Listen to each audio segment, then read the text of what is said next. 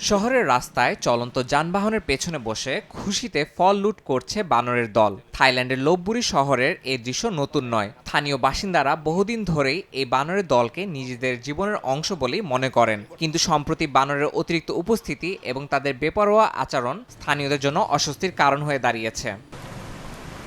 করোনার আগে শহরের প্রায় ৫৮,০০০ বাসিন্দা ৩,০০০-এর মতো বানরকে খাবার দিত। এমনকি তাদের জন্য বার্ষিক ফল উৎসবেরও আয়োজন করা হতো, যা পর্যটকদের আকৃষ্ট করত। কিন্তু মহামারীর সময় পর্যটকদের অভাবে বানরের খাদ্যাভ্যাসে পরিবর্তন আসে। সাধারণ মানুষ ঘর থেকে বাইরে বের হওয়া শুরু করলে বানরের দল শহরের ভবন ও রাস্তায় আধিপত্য বিস্তার করে বসে। খাবারের সন্ধানে মানুষের ঘরের দরজা জানলা থেকে শুরু করে দোকানের শেলফ পর্যন্ত তছনছ করছে। এমনকি বানররা একে অপরের সঙ্গে খাবার ও অন্যান্য জিনিস নিয়ে টানাটানি মারামারি পর্যন্ত করছে।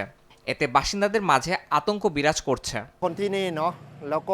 আমি এখানকার বাসিন্দা। সবসময় এমনটা ছিল না। আগে আমরা একসঙ্গে থাকতাম। বানররা তাদের জীবন নিয়ে ছিল আর আমরা আমাদের। আমরাই ওদের মাঝে মধ্যে খাবার দিতাম। খাবার দেওয়ার সময় আগে ওরা কিছুটা ভয় পেত, কিন্তু এখন আর সেটা নেই।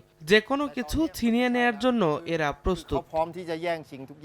স্থানীয় কর্তৃপক্ষ বানরের সংখ্যা নিয়ন্ত্রণের জন্য বিভিন্ন উদ্যোগ নিয়েছে।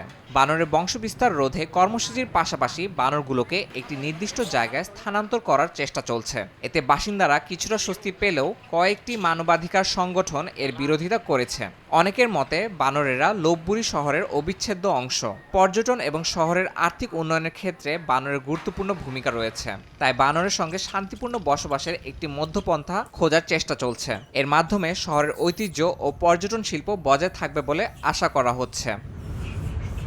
ইয়াসিন মোহাম্মদ জিসান, সময় সংবাদ।